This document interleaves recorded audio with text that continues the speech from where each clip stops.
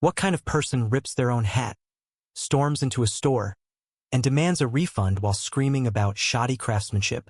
Karen Mitchell, that's who. On a humid Tuesday afternoon in suburban Ohio, the bell above the door of Harper's boutique jangled violently as Karen barreled in, her oversized purse swinging like a wrecking ball. Her face, flushed with indignation, bore the kind of sneer that could sour milk.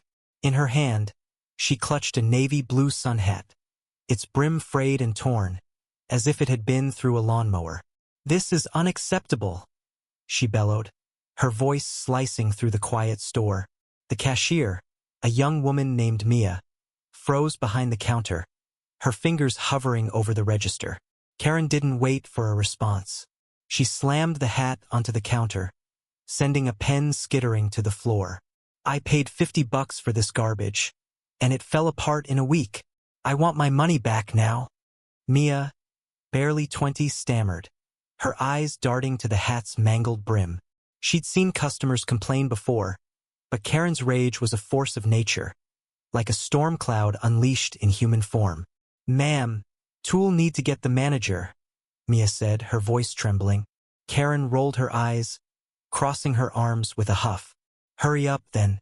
I don't have all day for your incompetence." Mia scurried to the back, leaving Karen to tap her foot impatiently, muttering about lazy millennials and rip-off stores. In the back office, Mia found the manager, Sarah, a no-nonsense woman in her 40s with a knack for handling difficult customers. Sarah sighed, adjusting her glasses. "Another Karen?" she asked, already knowing the answer. Mia nodded, explaining the hat and Karen's tirade. Sarah's eyes narrowed. She dealt with return scams before, people who damaged goods deliberately to demand refunds. Something about Karen's story smelled fishier than a week-old tuna sandwich. "Let's check the cameras," Sarah said, pulling up the store's security footage on her tablet. As they reviewed the footage, the truth began to unravel. A week earlier, Karen had purchased the hat, strutting out of the store with a smug grin. But the cameras outside caught something else. Karen, standing in the parking lot, yanking at the hat's brim with both hands, tearing it apart with a vicious tug. She'd glanced around, ensuring no one saw, then stuffed the ruined hat into her purse. Sarah's jaw tightened. "She did it herself?" she whispered, her voice a mix of disbelief and resolve. Mia's eyes widened. "What do we do?" she asked. Sarah straightened, her face set like stone. "We confront her, politely but firmly." Back at the counter, Karen was in full swing, berating Mia for the delay. "This is why small businesses fail," she snapped, jabbing a finger at the trembling cashier. "No customer service, no quality control." Sarah emerged, her calm demeanor a stark contrast to Karen's bluster. "Ma'am, I understand you're upset," Sarah said, her voice steady. "Let's talk about the hat." Karen launched into her rehearsed rant, claiming the hat disintegrated during normal use. She leaned forward, her voice dripping with entitlement. "I know my rights. You owe me a refund, or I'll take this to corporate." Sarah didn't flinch. She placed the tablet on the counter. The security footage paused on a clear image of Karen ripping the hat in the parking lot. "Before we process that refund," Sarah said, her tone cool but pointed, "can you explain this?" She pressed play. The footage rolled, showing Karen's deliberate destruction in high definition. The color drained from Karen's face, but only for a moment. Then her eyes narrowed and she doubled down. "That's not me," she shouted, slamming her hand on the counter. "This is fake. You're trying to scam me." Mia gasped, stepping back. Sarah held her ground, her voice unwavering. "Ma'am, the footage is time-stamped. It matches the date and time of your purchase. We also have your receipt, which includes the hat's serial number." Karen's mouth opened, then closed, like a fish gasping for air. For a split second, it seemed like she might back down. But Karen wasn't one to surrender easily. She leaned in, her voice low and venomous. "You think you can humiliate me? I'll sue this dump for defamation." The standoff drew the attention of a single customer, an elderly woman named Clara, who'd been quietly browsing scarves. Clara, a retired schoolteacher with a sharp mind and sharper tongue, had overheard everything. She stepped forward, her frail frame belying her boldness. "Young lady," Clara said, addressing Karen, "I saw you in the parking lot last week. I didn't know what you were doing at the time, but now it makes sense. You ought to be ashamed." Karen's head whipped around, her eyes blazing. "Mind your own business, old hag," she spat. Clara didn't flinch. "Truth's the truth, dear," she said, her voice calm but cutting. The air in the store crackled with tension. Karen's bravado was crumbling, but she wasn't ready to admit defeat. She grabbed the hat, shoving it toward Sarah. "Fine, keep your stupid hat. I'll take my story to the news. You'll be out of business by next week." Sarah remained calm, her voice measured. "Ma'am, we've already contacted the police about this attempted fraud. They'll want to review the footage, too." Karen froze, her eyes widening. The word police hit her like a bucket of ice water. As Karen's confidence wavered, a twist emerged that no one saw coming. Clara, the elderly customer, pulled out her phone, revealing she'd recorded Karen's entire tirade on video. "I started filming when you raised your voice," Clara said, her tone matter-of-fact. "Thought it might come in handy." The video captured Karen's insults, her threats, and her attempt to bully Mia into submission. Karen's face went from red to ghostly white. She stammered, searching for an escape, but the walls were closing in. The store felt like a pressure cooker, the air thick with the weight of Karen's unraveling scheme. Sarah stood firm behind the counter, her tablet still displaying the damning security footage. Mia, though shaken, watched with wide eyes, clinging to the hope that justice would prevail. Clara, the elderly witness, held her phone aloft, the video she'd recorded looping silently, capturing every venomous word Karen had spewed. Karen's bravado, once a roaring fire, was now a flickering ember. Her eyes darted between the three women, searching for a crack in their resolve, but she found none. "You can't do this to me," Karen shrieked, her voice cracking. She pointed a trembling finger at Sarah. "This is entrapment. I'll have your job for this." Sarah didn't budge. She'd seen customers like Karen before, people who thrived on intimidation, who thought volume and threats could bend the world to their will. But Sarah wasn't just a manager.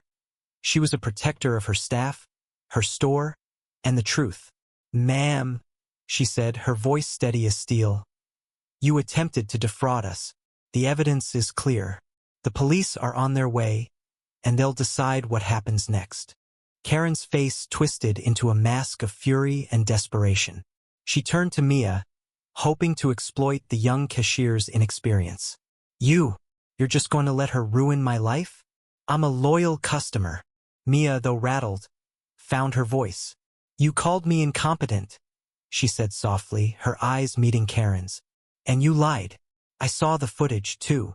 The quiet strength in Mia's words caught Karen off guard. She hadn't expected resistance from the timid cashier. Clara, still standing near the scarf display, chimed in, her voice dripping with the wisdom of someone who'd seen it all. "Dear, you made your bed when you tore that hat. Now you've got to lie in it." Karen whirled on her, her hands clenched into fists. "You meddling old bat. This is none of your business."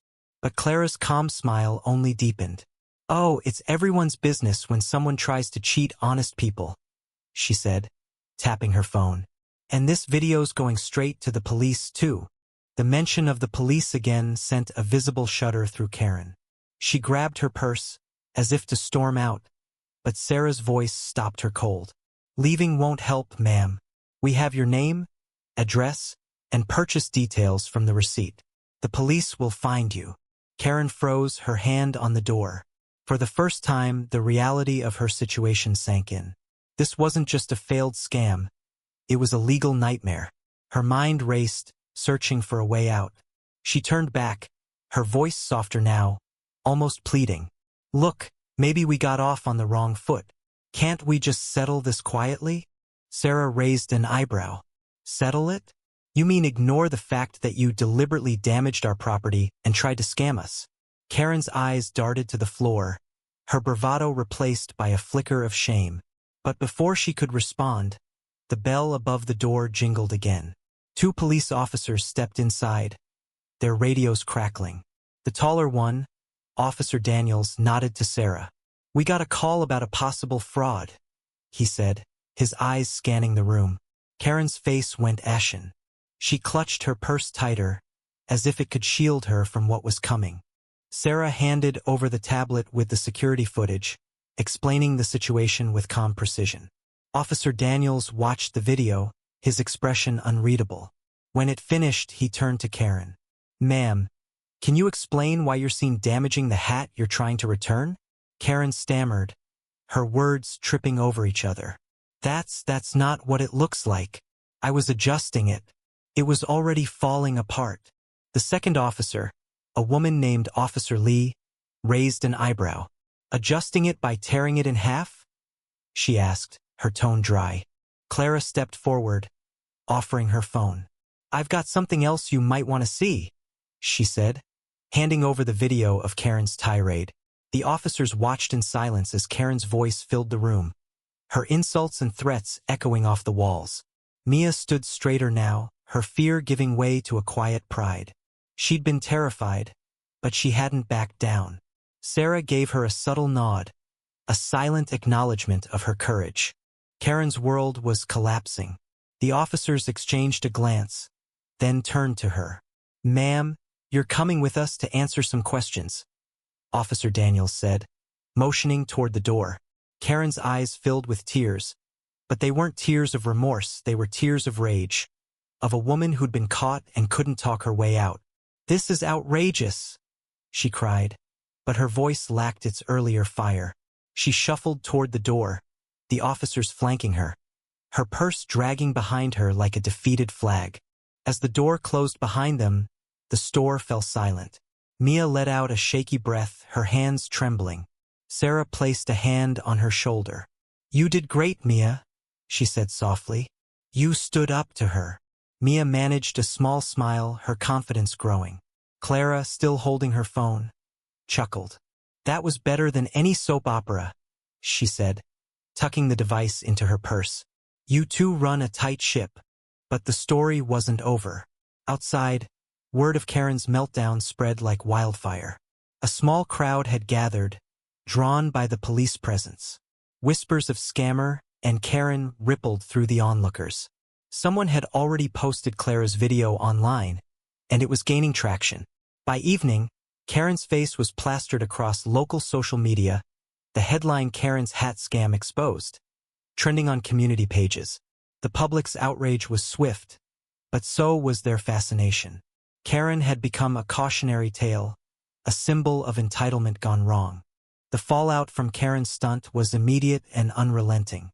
By the next morning, the video of her tirade had racked up thousands of views, shared across platforms with captions like, "Entitled Karen Gets Owned," and "Justice at Harper's Boutique."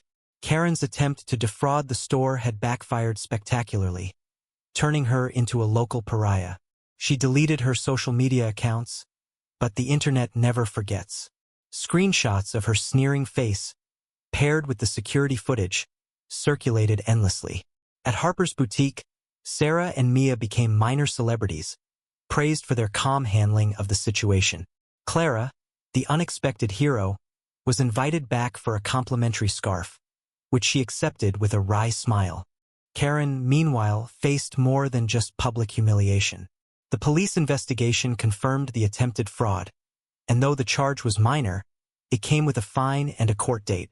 Karen's name appeared in the local paper's crime blotter, a small but stinging mark on her reputation. She tried to spin the narrative, claiming she'd been set up by the store, but no one bought it. The evidence was too clear, the truth too undeniable. Her friends distanced themselves, and her usual haunts, coffee shops, nail salons, began to whisper when she walked in. Karen's world, built on bluster and entitlement, had crumbled under the weight of her own actions. Back at the store, Mia found herself changed. The timid cashier who'd once flinched at confrontation now carried herself with quiet confidence. She'd faced down a storm and come out stronger. Sarah noticed the shift, promoting Mia to assistant manager. "You've got a spine of steel," Sarah told her, and Mia beamed, her fear replaced by a newfound sense of purpose. The store itself thrived, its reputation bolstered by the viral story. Customers poured in, some to shop, others just to hear the tale of the hat scam firsthand. Harper's Boutique became a symbol of standing up to bullies, a beacon of integrity in a world too often swayed by loud voices. Clara, ever the observer, watched the aftermath with a knowing smile. She'd seen people like Karen before, people who thought they could bulldoze their way through life without consequences. But she'd also seen people like Mia and Sarah, who rose to the occasion when it mattered most. "The world's got a way of balancing itself out," Clara said one day, sipping tea at the store. "You just have to give it a little push sometimes." Her video had been that push, a spark that ignited justice. For Karen, the lesson was bitter but necessary. She tried to game the system, to wield her anger like a weapon, but she'd underestimated the power of truth. The hat, that tattered symbol of her greed, sat in an evidence bag at the police station, a reminder of her folly. She avoided Harper's Boutique, driving miles out of her way to shop elsewhere. But the story followed her, a shadow she couldn't shake. In quiet moments, alone with her thoughts, Karen might have wondered where it all went wrong. The answer was simple. She'd chosen deceit over decency, and the world had held her accountable. The story of Karen's hat scam became more than just a local scandal. It was a reminder that no one is above the truth, that actions have consequences, and that even the smallest voices, Mia's, Clara's, can make a difference. Harper's Boutique stood stronger than ever, its shelves stocked with hope as much as merchandise. Mia, now a leader, greeted customers with a smile, her courage a quiet inspiration. Sarah, ever the steady hand, kept the store running smoothly, her faith in fairness restored. And Clara? She kept her phone ready, just in case another Karen crossed her path. In a world that sometimes feels chaotic, where entitlement can seem to win, stories like this shine through. They remind us that integrity matters, that standing up for what's right can shift the tide. Karen's downfall wasn't just a punishment. It was a call to be better, to choose honesty over hubris. And for those who walked through the doors of Harper's Boutique, the lesson lingered. The truth always finds a way, and sometimes it starts with a torn hat and a brave cashier who refuses to back down.